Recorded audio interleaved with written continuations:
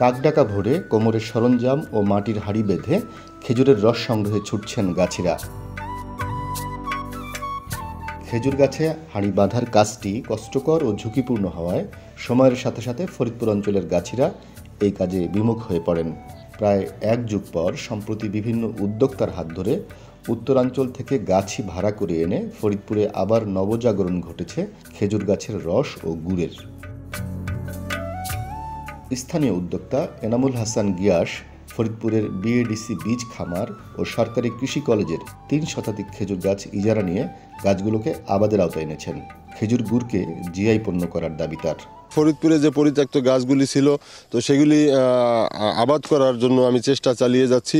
তো এখন আমি যেটা আমার ব্যক্তিগত সমীক্ষায় যেটা আমি উপলব্ধি করেছি যে আমাদের ফরিদপুরে প্রায় 5 থেকে 6 লক্ষ খেজুরি গাছ রয়েছে। তার মধ্যে হয়তো 2 থেকে 2.5 লক্ষ গাছ আবাদের আওতায় আসছে, আরও 3-3.5 লক্ষ গাছ এখনও অনাবাদি রয়েছে।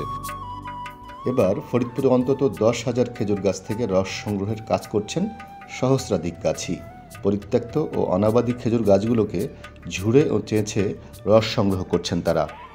ফেসবুকে দেখে আমরা আসছি, আসার পর গিয়াস কাকার কাছ থেকে আমরা সুন্দর রস পাইতেছি। আমাদের ফরিদপুর খেজুরের গুড়ের নামেই পরিচিত, তো সেইটা কালক্রমে হারিয়ে যাচ্ছিল গাছের অভাবে। খেজুরের রস থেকে গুড় সংগ্রহ করছি।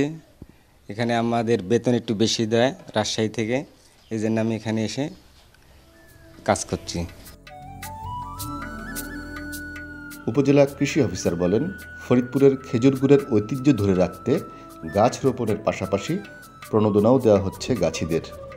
আমরা আমাদের যে উপসহকারী কৃষি কর্মকর্তারা মাঠে কর্মরত আছেন তাদেরকে দিয়ে টার্গেট দেওয়া ছিল প্রত্যেককে, সেই অনুযায়ী আমরা গত বছর 10,000 খেজুরের চারা রোপণ করেছি।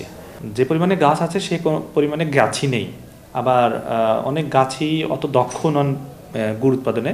সেক্ষেত্রে আমাদের ফরিদপুর থেকে বাহির থেকে গাছি আসে, তাদেরকে এখানে নিয়ে আসা হয়, তারা এই গুড়ের সিজনটা থাকে।